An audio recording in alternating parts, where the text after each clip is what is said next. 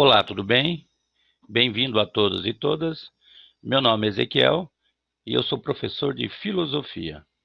E esta é uma videoaula sobre uma afirmação específica do pensamento de Nietzsche, que é essa afirmação aqui, ó, de que Deus está morto. Eu coloquei como subtítulo a Ascensão do Niilismo. Essa videoaula ela não vai tratar da filosofia de Nietzsche como um todo, ela não vai tentar fazer uma exposição assim do pensamento de Nietzsche de modo geral. Nós vamos tratar especificamente dessa afirmação. E por quê? Eu percebo por vídeos que eu vejo no YouTube sobre esse assunto, ou mesmo textos que eu encontro, que textos e vídeos que tratam disso não explicam adequadamente. Não que eles sejam necessariamente incorretos ao falar sobre isso, mas de maneira geral, acho que essas explicações são incompletas. Daí a ideia de fazer esse vídeo, que tenta explicar de forma mais ampla o significado da afirmação nietzschiana de que Deus está morto e também sobre a ascensão do niilismo. Então, primeiramente, a gente vai ver o texto em que Nietzsche afirma isso.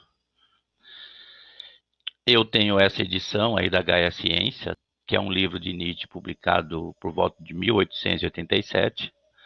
Ele demorou entre 1882 e 1887 para publicar esse livro, escrevendo, né? E a tradução na qual eu vou me basear é a do Paulo César de Souza. Se você tem esse livro, você pode acompanhar, mas eu escaneei a página aqui. Então é parágrafo 125, página 147, né? Começa assim. Eu vou ler, então acompanhe, por favor. O homem louco.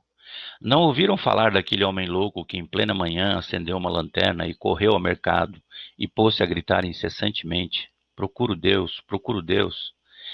E como lá se encontrassem muitos daqueles que não criam em Deus, ele despertou com isso uma grande gargalhada. Então ele está perdido? Perguntou um deles. Ele se perdeu como uma criança, disse um outro. Está se escondendo? Ele tem medo de nós? Embarcou num navio? Emigrou? Gritavam e riam uns para os outros. O homem louco se lançou para o meio deles e trespassou com o seu olhar. Para onde foi Deus? Gritou ele. Já lhes direi. Nós o matamos, vocês e eu. Somos todos seus assassinos. Mas como fizemos? Só um minuto. Como conseguimos beber inteiramente o mar? Quem nos deu a esponja para apagar o horizonte? Que fizemos nós ao desatar a terra do seu sol? Para onde se move ela agora? Para onde nos movemos nós? Para longe de todos os sóis? Não caímos continuamente? Para trás, para os lados, para frente, em todas as direções? Existem ainda em cima e embaixo? Não vagamos como que através de um nada infinito?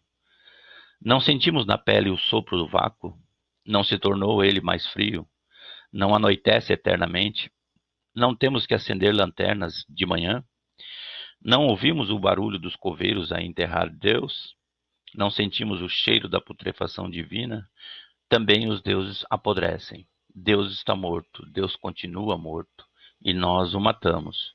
Como nos consolar a nós, assassinos entre os assassinos?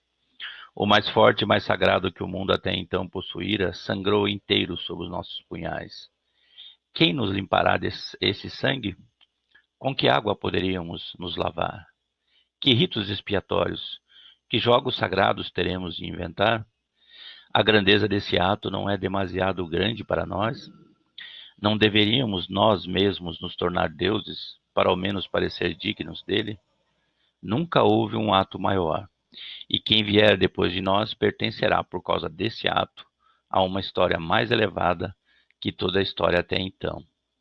Nesse momento silenciou o homem louco e novamente olhou para os seus ouvintes. Também eles ficaram em silêncio, olhando espantados para ele. Eu venho cedo demais, disse então. Não é ainda meu tempo. Esse acontecimento enorme está a caminho. Ainda anda, não chegou aos ouvidos dos homens. O corisco e o trovão precisam de tempo. A luz das estrelas precisa de tempo. Os atos, mesmo depois de feitos, precisam de tempo para serem vistos e ouvidos. esse ato ainda lhes é mais distante que a mais longínqua constelação, e, no entanto, eles o cometeram. Conta-se também que no mesmo dia, o homem louco irrompeu em várias igrejas e em cada uma entoou o seu Requiem aeternam Deo. Levado para fora e interrogado, limitava-se a responder: o que são ainda essas igrejas, senão os mausoléus e túmulos de Deus? Antes de continuar aqui, eu gostaria de falar algumas coisas sobre esse texto, tá? Então, o texto sobre a morte de Deus, eu estou abreviando aqui, ó, no meu PowerPoint, né, como MD. O que a morte de Deus não é? Uma das interpretações mais comuns, assim, mais corriqueiras, né, é as pessoas tentarem entender isso, achando que, de alguma forma, Nietzsche elaborou um argumento lógico que provasse definitivamente, né, a inexistência de Deus, tá? Não é esse o caso. Não é esse o caso. Se nós pegarmos um texto como, por exemplo, Ecce Homo, né, que é o último, talvez o último livro de Nietzsche antes de enlouquecer, nesse texto ele alega que ele é um grande psicólogo. Então, assim, a abordagem de Nietzsche desse tema ela é mais psicológica, né? Então, em vez de tentar provar a inexistência de Deus, Nietzsche está mais preocupado em entender quais são as motivações psicológicas, por que algumas pessoas têm necessidade dessa crença, né, da existência de Deus, ou essa crença da existência num outro mundo, né, onde as pessoas podem ser supostamente eternas e felizes. Então Nietzsche se preocupa muito com isso. Uma outra interpretação que é incorreta desse texto do Nietzsche muita gente acha, quando lê esse texto, que o Nietzsche está se arrogando ser uma espécie assim de assassino de Deus. Precisamente não é o caso. Então, olha só que interessante. Um homem louco acende uma lanterna, vai em direção ao mercado. Lá ele encontra uma série de pessoas que não acreditam em Deus. Essas pessoas brincam, riem, né? Ele diz que está procurando Deus. Essas pessoas começam a debochar dele, né? A dizer: onde está Deus? Né? Será que ele se escondeu? Será que ele se perdeu como uma criança? Embarcou num navio, emigrou, né? E note, olha que interessante aqui, ó, tá? O homem louco se lança no meio deles, tá? Parece que ele fica irritado, né? Ele fuzila, ele trespassa eles com o olhar, né? O seu olhar atravessa ele. E ele grita para onde foi Deus e ele diz: nós o matamos, vocês e eu somos todos seus assassinos. Então Nietzsche tá dizendo aqui que não é ele, Friedrich Nietzsche, né, o assassino de Deus. A própria humanidade matou Deus. Nietzsche acusa essa mesma humanidade de não ter entendido bem esse ato, né? Ele quer mostrar, sim, com o texto, a gravidade desse fato, né? Que ele diz que é o maior ato histórico. Olha só, quer ver que interessante? Aqui, ó. Aqui. Nunca houve um ato maior. E quem vier depois de nós pertencerá, por causa desse ato, a uma história mais elevada que toda a história até então. Então, para Nietzsche, esse é o ato histórico mais relevante, mais significativo. E justamente para entender por que ele é relevante e por que ele é significativo, nós vamos primeiramente argumentar de forma histórica, para entender melhor. E ele também insiste, né? Ele usa imagens assim impressionantes, né? Imagens assim, ele quer sugerir que é um acontecimento cósmico, não é um acontecimento assim menor, ele tem uma importância cósmica, ou pelo menos para a interpretação cósmica que o ser humano fazia, né? Até então.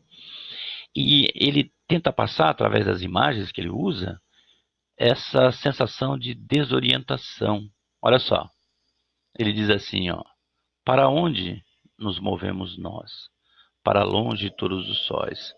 Não caímos continuamente para trás, para os lados, para frente, em todas as direções? Existem a ida em cima e embaixo? Não vagamos como que por um nada infinito? Não sentimos na pele o sopro do vácuo? Não se tornou ele mais frio? Não anoitece eternamente? Então, assim, é um acontecimento grave, é o maior ato da história para Nietzsche, né? E ele tem implicações assim em relação à nossa visão, à nossa cosmovisão, ao modo como nós entendemos o próprio cosmos objetivamente. Então vamos, como esse ato ele é um ato de relevância histórica, vamos entender por que historicamente ele seria, segundo Nietzsche, né, tão relevante assim, tão importante.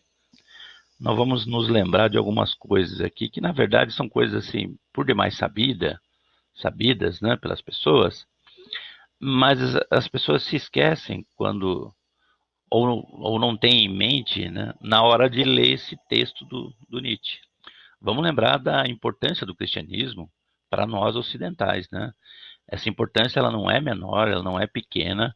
Mesmo hoje, a religião ainda tem um papel importante. É bem menor, é muito menos. A religião é muito menos influente hoje do que foi no passado, né? Mas vamos tentar entender o que aconteceu e por que o cristianismo era tão importante. Bom, o cristianismo ele se expande a partir da morte de Jesus, né? Entre, ele se torna muito influente no Império Romano. Em 391, né, ele é transformado numa religião oficial. É, o Império Romano colapsa no mundo antigo, né? Mas a Igreja Católica ela se torna assim uma instituição, a instituição talvez mais importante, né? E poderosa do mundo. Seguramente ela vai se tornar essa instituição, né? Porque ela vai conferir num mundo em desagregação, num império colapsado, né, de muitas disputas, ela vai conferir unidade religiosa, política e cultural para a Europa. E ela era tão importante, né, ela era tão assim influente, que ela ditava, como nós estamos vendo aí, a forma de nascer, morrer, festejar, pensar, enfim. Todos os aspectos da vida cultural, né, passavam por essa interpretação religiosa cristã de mundo, né? Isso é por demais sabido, isso é assim, é relativamente banal, né? Qualquer pessoa assim que estudou minimamente tem clareza disso, tá bom? Mas então vamos lá. Que aconteceu, né? Que aconteceu aí no finalzinho do mundo medieval? Nós temos, né, uma série de fatores que eu não vou abordar aqui, tá? Como por exemplo a peste negra, né? É importante lembrar que a peste negra foi um fato histórico importante para o colapso, para o fim daquele mundo medieval, né? Mas esse colapso ele se deu também no campo assim epistemológico, filosófico, né? Houve uma série de mudanças profundas. Então, por exemplo, nós tínhamos no mundo medieval a centralidade da fé. E nós tínhamos também uma filosofia, uma cosmovisão, né, profundamente religiosa, né, mas essa cosmovisão ela começa a ser desafiada pela modernidade. Desafiada em que sentido? Por exemplo, é, você tinha a teoria do direito divino. Olha só a importância do cristianismo. Ela era tão grande, né, que o Papa era importante politicamente. Então, por exemplo, qual era a teoria assente? De que o rei era rei por vontade divina, né? E o Papa coroava o rei. A materialização desse princípio de legitimação ou de consentimento das pessoas se dava através desse ato que passava pela igreja, né? Mas é, essa visão ela começou a ser desafiada. Por exemplo, com Maquiavel, que vai separar a ética da política e vai dizer o seguinte, ó, a dimensão política ela ela está para além da ética. Não é que a política tem que ser antiética, mas assim nós não compreendemos o fenômeno político se nós olharmos para ele apenas do ponto de vista assim ético, né? Se nós pensarmos como Maquiavel pensa em termos de eficácia das ações do príncipe, né? A gente tem que deixar a ética de lado. Então, olha só, que você tem aí nessa passagem, né? Você tem novas teorias, novas concepções, que racionalizam os mais diferentes aspectos da vida humana, né? E isso vai, aos poucos, minando a autoridade da igreja, tá? Ou dessa cosmovisão, né, que estava impregnado do sagrado, do divino, né? Você tem também, no início da modernidade, na filosofia, né, uma busca de um método rigoroso para garantir a verdade objetiva. Então, por exemplo, no início da modernidade, você tem uma série de pensadores preocupados com o método. Por que isso? Ora, porque ficou evidente, nesse momento histórico aí, para os filósofos e para os intelectuais, que a tradição havia fracassado.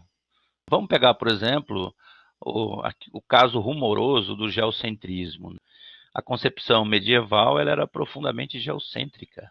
E quando São Tomás de Aquino faz uma síntese entre cristianismo e aristotelismo, né, ele resguarda essa crença, porque Aristóteles era geocentrista. Ora, Copérnico demonstra que o geocentrismo não tinha fundamento, né? Ele propõe no lugar uma versão heliocêntrica, ou seja, todos os planetas giram ao redor do Sol e a Terra não pode ser vista como um centro do universo. Isso se tornou evidente com Copérnico. Mais tarde, essa teoria, né, essa visão aí heliocêntrica, ela vai ser defendida por físicos e intelectuais importantes, como, por exemplo, Galileu, né? Ou Giordano Bruno, que era um filósofo, não era exatamente um físico. E para esses intelectuais, para a inteligência europeia, estava claro que o geocentrismo, que era assim bastante influente no mundo medieval, não tinha mais fundamento. Então, assim, qual que é a ideia? A tradição intelectual medieval ela fracassou. Há uma rejeição aí à escolástica, tá? A gente vê isso muito, por exemplo, essa rejeição, né, essa filosofia escolástica, né, essa lógica dedutiva. A gente vê isso muito forte, por exemplo, em pensadores como Francis Bacon. E a modernidade ela faz uma espécie de contraponto em relação à concepção de mundo medieval, em vários aspectos. Tá? Inclusive muda, por exemplo, a temática da arte. Ela é religiosa ainda? Por exemplo, na pintura, né? Ainda se pintam muitas cenas religiosas, mas ela, aos poucos, ela vai deixando de se centrar nisso. Então, essa passagem aí é importante, essa passagem para a modernidade. Isso é descrito muitas vezes como secularização ou laicização do mundo, que é exatamente isso que eu estava falando. Aos poucos, a religião, o cristianismo, vai perdendo influência, vai perdendo centralidade, vai perdendo importância nos mais variados aspectos da vida humana. E também institucionalmente, por exemplo, às vezes se usa, em vez da expressão secularização, se usa a expressão laicização, no sentido jurídico e político. Ou seja, o que é um Estado laico? É um Estado que não tem uma religião oficial, é uma separação entre Estado e religião. Eu já falei da temática das artes, né? Se você comparar, por exemplo, quais são sei lá, as obras de arte mais famosas aí no século XX, né? Seguramente elas não são religiosas, embora existam ainda, né, obras de arte religiosas. Vamos pegar a pintura, sei lá, ícones aí da pintura do século XX. O Beijo, de Gustav Klimt, né, uma obra muito famosa. Ou uma pintura como O Grito, né, que não é exatamente do século XX, mas ela é um ícone assim da cultura do século XX. Ou você pega esses movimentos aí artísticos do início do século, né, surrealismo, expressionismo, vorticismo, né? A modernidade ela não tem assim como centro a religiosidade, tá? Embora existam ainda artistas religiosos, sem dúvida que eles existem, né, e eles são importantes. Mas a própria filosofia, né, a gente vê esse processo de secularização, por exemplo, Enquanto você tem no século XVIII um ateu assim que não assume publicamente, claramente, né, como David Hume, no século XIX você tem pensadores abertamente ateus, como Arthur Schopenhauer, como Nietzsche, como Karl Marx, como Ludwig Feuerbach. Então, assim, o ateísmo, não só do ponto de vista metodológico, e é importante a gente dizer aqui, ó, metodologicamente, tá, a ciência ela é cética, ela não pode ser religiosa. É, ele acaba se impondo na própria filosofia. Tá? Não que não existam, de novo, pensadores religiosos, eles existem ainda e eles são importantes. Importantes, como por exemplo, você tem um grande pensador religioso do século XIX, né, o Soren Kierkegaard, ou você tem um existencialista cristão famoso, né, na filosofia no século XX, como Gabriel Marcel. Tá? Eles existem, mas eu só queria mostrar assim a perda de influência, a perda de importância da religião. E isso os próprios religiosos admitem. Eu peguei aqui um trechinho, tá, de um texto da Canção Nova que se intitula, vocês podem ver aqui embaixo, ó, é, o título do texto é esse. Opa, peraí, só um minutinho. O título do texto é esse aqui, ó. A Igreja e a Secularização do Mundo. Tá? Só para mostrar assim, o quanto que a secularização é um fenômeno. Os religiosos eles sentem a secularização como um problema, como uma ameaça, como algo que precisa de uma resposta à altura, né? E eles descrevem mais ou menos assim, ó. É um movimento histórico pelo qual o mundo toma consciência de sua consistência e de sua autonomia, libertando da tutela e do controle do mito, da religião e da metafísica, ou das normas e instituições dependentes do âmbito sacro ou religioso. As atenções são fortemente voltadas contra o mito e falam então em demitização, contra o sacro e, nesse caso, usam a palavra dessacralização contra a metafísica, para então introduzir a laicidade e contra a religião como tal, que leva à desreligiosização e à secularização. Então, eu só li esse texto aqui, só destaquei esse trecho, para mostrar como o próprio cristianismo reconhece a secularização como um problema, tá? Só que o que Nietzsche quer dizer com a morte de Deus é mais forte ainda, é muito mais profundo, tá? E para entender isso, nós vamos apelar para um conceito, tá, que está contido na obra do sociólogo alemão Max Weber, tá? Que ele é um sociólogo muito importante, aí, não sei se a gente pode dizer que ele é um dos fundadores, mas certamente ele é um dos maiores aí, representantes aí da sociologia contemporânea, né? Ele usa um outro conceito que eu acho mais adequado para tratar desse tema, tá? Que ele fala do desencantamento ou desmagificação do mundo, tá?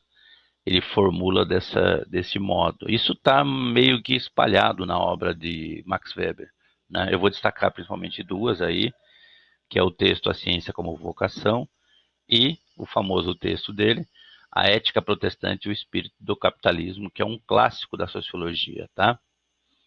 Então, é, o que quer dizer essa desencantamento do mundo, esse DM, né, ou essa desmagificação da religião no Ocidente?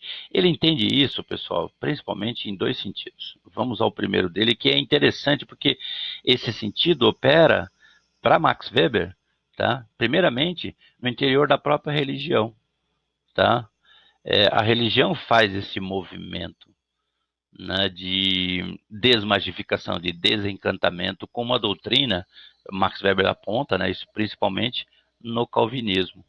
Tá? Mas e o que é esse calvinismo? Então vamos lá, pessoal. O desencantamento do mundo, né, no sentido primeiro, tá?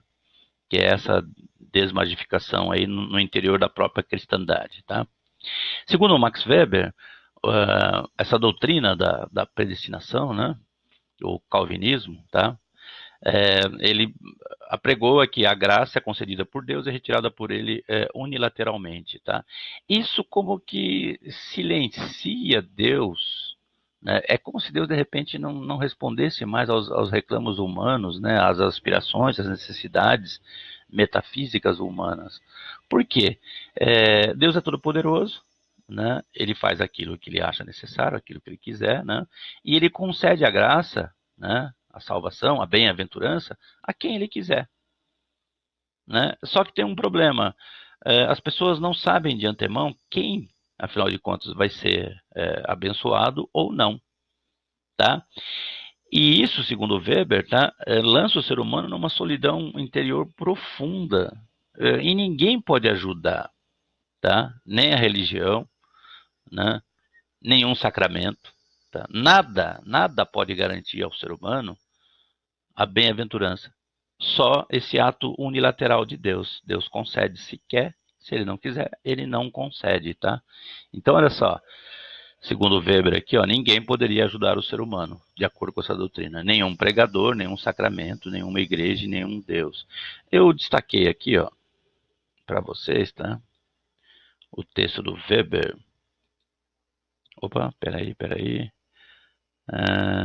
Não é esse aqui. Tá? A ciência como vocação. Desculpa. O texto é A Ética Protestante e o Espírito do Capitalismo, tá bom? Então, olha só, na página 96 está escrito aqui, ó. Aquele grande processo histórico-religioso do desencantamento do mundo, que teve início com as profecias do judaísmo antigo e, em conjunto com o pensamento científico helênico, repudiava como superstição e sacrilégio todos os meios mágicos de busca da salvação, encontrou aqui sua conclusão. O puritano genuíno ia ao ponto de condenar até mesmo todo vestígio de cerimônias religiosas fúnebres e enterrava os seus sem canto nem música, só para não dar trela ao aparecimento da superstition, ele cita em inglês aqui, não sei exatamente porquê, né? Ou superstição. Isto é, da confiança em efeitos salvíficos à maneira mágico-sacramental. Então, olha só, não há nenhum meio mágico, o ser humano não consegue de forma nenhuma, e esse era um princípio da mágica, né? A mágica tem dentro dela a noção, a ideia de que é possível influenciar a vontade dos deuses, ou aqui no caso, a vontade de Deus, né? Então, se não há nenhum meio mágico, se o ser humano, seja pelo seu esforço, seja pelas suas atitudes, né, de realizar aqui na Terra a obra de Deus, né, se o ser humano não tem nenhum meio de influenciar, de alcançar essa graça, ele está sozinho, ele está abandonado. É como se Deus se silenciasse diante do homem, tá? É uma doutrina muito dura, né? E eu queria ler um outro trechinho aqui da página 94. Olha só que interessante. Espera só um minutinho. Para mostrar, assim, essa solidão, né? Em que o ser humano é lançado. Pois toda criatura está separada de Deus por um abismo intransponível e aos olhos dele não merece senão a morte eterna, a menos que ele, ou seja, Deus, né? Para a glorificação de sua majestade, tenha decidido de outra forma. De uma coisa apenas sabemos, que uma parte dos seres humanos está salva, a outra ficará condenada. Supor que o mérito humano ou culpa humana contribuam para fixar esse destino, significaria encarar as decisões absolutamente livres de Deus, firmadas desde a eternidade, como passíveis de alteração por obra humana, ideia impossível. Então, nenhum meio mágico, nenhum sacramento, nenhuma obra humana, né, nenhuma igreja, enfim, por nenhum meio, né, o ser humano pode conquistar essa graça, né, que era uma coisa importante, assim, que inclusive essa graça, que na verdade é a salvação eterna, né, ela era uma garantia que dava às pessoas um certo conforto diante da morte e mais importante ainda, diante da questão do sentido da vida, né? Então, a salvação, Por que que eu, como cristão, eu tenho que me esforçar para me salvar, né? É, isso ajudava muitos cristãos, essa crença, tá? A suportar as condições de vida aqui nessa terra. Né? Então, esse silenciamento vai produzir aquilo que o Nietzsche chama de, de que ele chama de desorientação, né? Aqui no caso, no sentido ético, enfim, em diversos sentidos, como nós vamos ver, né? No vídeo posterior, tá? Mas então vamos para o sentido 2 aí,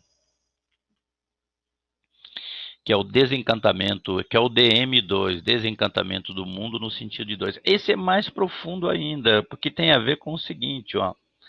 A ciência, que metodologicamente ela é cética, ela é ateia, ela tem que ser ateia, né? Um cientista pode ter suas crenças em Deus, tá? Isso é importante, mas ao pensar cientificamente, ele tem que ser cético, ele não pode aceitar de bate-pronto qualquer hipótese, ele tem que questionar todas, né? E ele tem que lançar um olhar para a natureza, um olhar duro, um olhar objetivo, ele tem que procurar, na verdade, a estrutura causal do mundo, as relações de causa e efeito, tá? E ao fazer isso, ao tentar entender a natureza, no sentido de como ela funciona, quais são as relações de causa e efeito, né? Que me ajudem a explicar esse fenômeno, a entendê-lo, a calculá-lo de forma precisa, né? Isso retira do universo o sentido, o propósito, o significado, que era uma coisa que a religião, né, colocava. Tá? É estranho porque e Nietzsche fala muito sobre isso quando ele fala sobre niilismo, né? É importante lembrar aqui, tá? Para o cristão, o sentido nesta vida aqui, né, neste mundo imanente, né, nesse mundo imperfeito, nesse mundo cheio de defeitos, de muito sofrimento, né, o sentido era dado pela crença num outro mundo, um mundo onde você seria eterno, onde você supostamente seria feliz, né? E a garantia desse sentido era o quê? Era dada por Deus, pela crença em Deus e a crença na religião. Quanto mais a ciência for bem sucedida, e ela vai ser muito bem sucedida em diversos aspectos, né? Mais carente de sentido, de propósito, de significado, né? Vai parecer o universo. Tem uma frase atribuída a um físico chamado Steven Weinberg, tá? Que ele é muito interessante, que ele expressa isso. Ele diz mais ou menos o seguinte, ó: quanto mais eu compreendo o universo, né, menos ele me parece dotado de sentido, tá? Então é isso. A ciência seria é, nihilista na sua essência, nesse sentido, tá? O conhecimento científico do mundo, a capacidade do homem de entender essa complexa estrutura de relações de causa e efeito, tá? O entendimento disso extirpa de uma vez por toda o significado do universo. E é por isso que naquele texto do Nietzsche, né, do Homem Louco, tá? Vocês vão se recordar certamente, o Nietzsche fala desse senso de desorientação cósmico, né, produzido pela morte de Deus. Então é isso que ele quer dizer. Eu vou destacar aqui dois trechos, tá? Que o primeiro é do Max Weber, A Ciência como Vocação, né? Que é um texto onde ele fala sobre esse desencantamento do mundo nesse sentido. E aí eu vou lançar a mão dessa excelente biografia aqui do Rudiger Safransky, tá? Nietzsche, Biografia de uma Tragédia, onde o Rudiger Safransky explica dessa forma o significado dessa morte de Deus. Tá? Então vamos primeiro para o texto do Max Weber. Olha só. Max Weber, aqui, tá? Página 14, tá? Mas pode perguntar-se se esse processo de desencantamento em ação durante milênios na cultura ocidental, se esse progresso, em que a ciência se insere como elemento e força propulsora, tem algum sentido que transcenda o puramente prático e técnico. Encontrareis essa questão exposta de modo exemplar nas obras de Leon Tolstói. Pessoal, essa aqui a tradução é do Arthur Mourão, a tradução portuguesa, tá? Então, assim, às vezes provoca algum estranhamento à forma como eles escrevem, mas eles traduzem muitos nomes, né? Leão Tolstói, né? Que chega a ela por um caminho peculiar. Todo o problema do seu matutar, do seu meditar, né, se centra cada vez mais numa só questão. É ou não a morte um fenômeno com sentido? E sua resposta é esta. Para o homem cultural, a morte não tem sentido. Esse homem cultural que ele está falando aqui é o homem científico, tá? É o homem da razão, é o homem assim, impregnado do método científico, né? Sem dúvida, porque a vida individual inserida, civilizada, inserida no progresso, no indefinido, é incapaz, segundo o seu sentido imanente, de termo algum. Há sempre um progresso ulterior para lá do já conseguido. Nenhum mortal pode chegar aos píncaros situado no infinito. Tá? Então, olha só que interessante.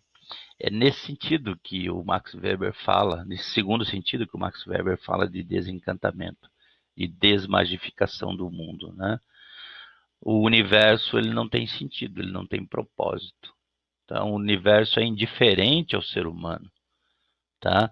É isso que o Donald Crosby, que é um autor que nós vamos abordar no segundo vídeo sobre os diferentes significados de niilismo, tá? A gente encontra praticamente todos no Nietzsche, né?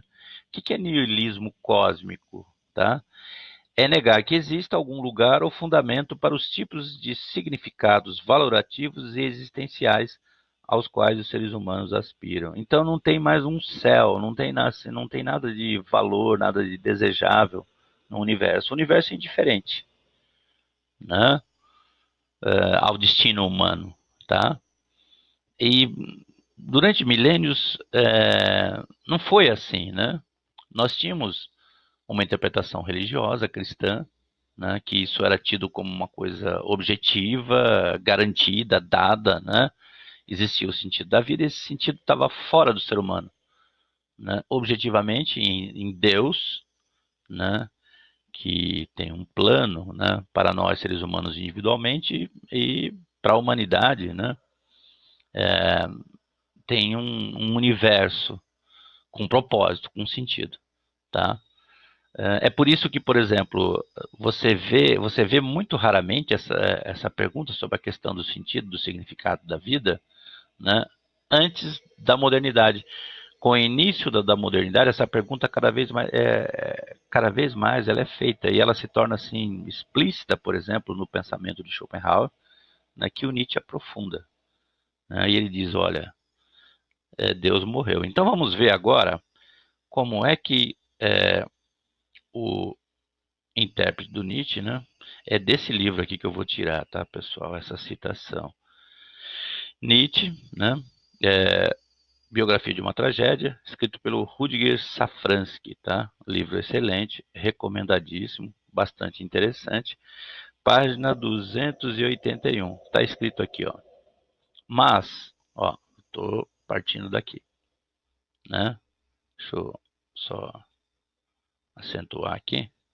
Mas, como sabemos, a notícia de que Deus está morto não era mais novidade no fim do século XIX, especialmente entre as pessoas cultas, às quais Nietzsche se dirige. A religião, em geral, foi abandonada. As ciências estão avançando. O mundo é explicado por leis mecânicas e energéticas. Opa, desculpa aqui. Bom, já vai sair. O mundo é explicado por leis mecânicas e energéticas. Não se procura mais significado e sentido, mas queremos saber como tudo funciona, como podemos entender e utilizar esses modos de funcionamento. A campanha vitoriosa de Darwin habituou o público à ideia da evolução biológica. Aprendemos que não existe uma evolução da vida seguindo um objetivo certo. Ou seja, não há finalismo no Darwin. Aliás, é uma coisa que as pessoas têm dificuldade de entender, né? Mas a teoria do Darwin ela não é finalista. A evolução não ruma um propósito lá na frente, tá? A seleção natural, segundo ele, né, ela se preocupa, ou melhor, ela é um mecanismo que atua favorecendo aqueles seres mais aptos, ou aqueles seres assim que têm as características mais favoráveis para sobreviver naquelas circunstâncias, né? A campanha vitoriosa de Darwin habituou o público à ideia da evolução biológica. Aprendemos que não existe uma evolução da vida seguindo um objetivo certo, mas há casos da mutação e a lei da selva da seleção determina o processo da história natural. Continuamos pensando para além do ser humano, mas não até o divino lá no alto, e sim descendo ao animalesco. Em lugar de Deus, o assunto agora é o macaco. Então, esse é o segundo significado, tá? É um significado mais forte, né? E interessante que esse desconforto, assim, em relação à perda da fé ou à morte de Deus, né? Ele, ele, ele está expresso, ele foi captado, né? Por uma série de artistas. Aqui nós temos, ó, uma obra de um pintor chamado Caspar David Friedrich, tá? É um alemão. Ele estava preocupado, assim, ele na pintura dele ele queria mostrar Deus na natureza, né? Mas ele tem momentos muito interessantes onde ele mostra essa inquietação. Aqui nós temos uma capela em ruínas, né? Olha os carvalhos aqui. Isso aqui se chama Abadia no Carvalhal. Olha esses carvalhos aqui, ressequidos, assim, hostis, né? Aqui embaixo nós temos, é difícil de ver, tá? Mas aqui embaixo nós temos monges numa espécie de procissão e monges carregando um caixão, tá? Essa pintura ela tem assim, ela foi originalmente feita evocando uma espécie de nacionalismo. Na Guerra de 30 anos, a Suécia devastou ali o norte da Alemanha e destruiu muitas capelas, tá? Mas a gente pode também interpretar, né, ou fazer essa interpretação, né, dessa obra como uma obra assim que expressa, né, ainda que muito provavelmente a intenção do autor não seja essa, né, essa essa indiferença, essa falta de propósito, né, no universo, tá? É, a gente pode associá-la, né, a esse fenômeno aí da morte de Deus, tá? A esse fenômeno da ascensão do niilismo. Então nós vamos definir niilismo, tá? E depois nós vamos aprofundar essa nossa definição de niilismo no segundo vídeo, tá? Que eu pretendo fazer para não esgotar, porque é impossível de esgotar esse assunto, mas qualificar de modo melhor, né? Bom, quais são as implicações? Qual é a grande implicação dessa morte de Deus, então? O que é niilismo para Nietzsche? Ó? Rejeição radical de valor, de sentido e de desejabilidade, tá? E por que isso? Você tinha uma interpretação, você tinha uma justificação para a existência humana, você tinha como fundamento da ética Deus, até hoje, né? A maior parte das pessoas elas distinguem entre o bem e o mal, e o certo e o errado, não baseada em teorias filosóficas, sei lá, a crítica da razão prática de Kant, ou outras teorias, existem muitas teorias éticas, tá? Não nisso, mas a grande parte das pessoas ainda, né, aprende a distinguir entre o certo e o errado, entre o bem e o mal, né? Entre aquilo que eu devo fazer ou não devo, né? As pessoas aprendem através da religião, através da sua formação religiosa, né? Só que, segundo Nietzsche, isso foi minado, isso foi desbancado pela razão, tá? Daí esse senso de desorientação, né? Que a gente vê, eu vou voltar aqui no texto só para chamar a atenção, tá? No texto do Homem Louco, né? A gente vê, olha só que interessante, essa desorientação cósmica, né? Ó, para onde nos movemos nós? Para longe todos os sóis? Não caímos continuamente, para trás, para os lados, para a frente, em todas as direções? Existem ainda em cima e embaixo? Não vagamos como que através de um nada infinito? Não sentimos na pele o sopro do vácuo? Não se tornou ele mais frio? Não anoitece eternamente? Então, é disso que se trata, né? Nós tínhamos uma interpretação, nós tínhamos um fundamento da ética, nós tínhamos claramente o que era bem e o que era mal, né? E isso se esboroou, isso desmoronou, né? A ciência, a razão, né, implodiu com esses fundamentos. E olha só, seguindo aqui, né, aliás, deixa eu só lembrar, né, é importante a gente fazer a referência direitinho, ó. Esses trechos aí, tá, eu tirei desse livro do Nietzsche aqui, Fragmentos Finais, tá, tradução do Flávio Coté, tá, é uma boa tradução, tá, existem outras, existem aí a Coleção dos Pensadores, né, tá? Que é uma boa tradução também, tá? Mas eu estou me baseando nessa aí do Flávio Couto. Então vamos ler ali. Peraí, a citação, aqueles dois trechos sobre niilismo, né? Peraí, não. Eu tirei dali e coloquei aqui, tá? Então, olha só. Esse fundamento da ética se esboroou, tá? Não há, objetivamente falando, né, uma fundamentação moral ou um propósito no universo, em Deus, em nada, né? E isso causa no ser humano essa desorientação. Daí esse fenômeno que a gente chama de crise de valores. É uma grande crise ética em que a gente está imerso, né? E continuando aqui, né, aquele trecho, olha só que interessante. Está dito assim, ó. Opa, peraí. Só chamar, ó. Ceticismo quanto à moral aqui é decisivo, tá? A decadência da visão moral do mundo, que não tem mais nenhuma sanção após ela ter tentado refugiar-se em uma transcendentalidade, acaba em niilismo. Nada tem sentido. A impossibilidade de concretizar determinada visão de mundo, considerada correta, a qual foram dedicadas imensas energias, desperta desconfiança de que talvez todas as visões de mundo sejam falsas. Traço budista, ânsia do nada. Ou seja, havia um sentido, havia um propósito para a vida humana, para a ética, né? E tudo isso, toda essa fundamentação, toda essa construção, toda essa interpretação foi minada pela razão humana, né? E o que sobra é o niilismo. Não é à toa que quanto mais a ciência avança, né, mais nós encontramos traços niilistas na sociedade, que nós vamos abordar no próximo vídeo, falando sobre 5 tipos básicos de niilismo, tá?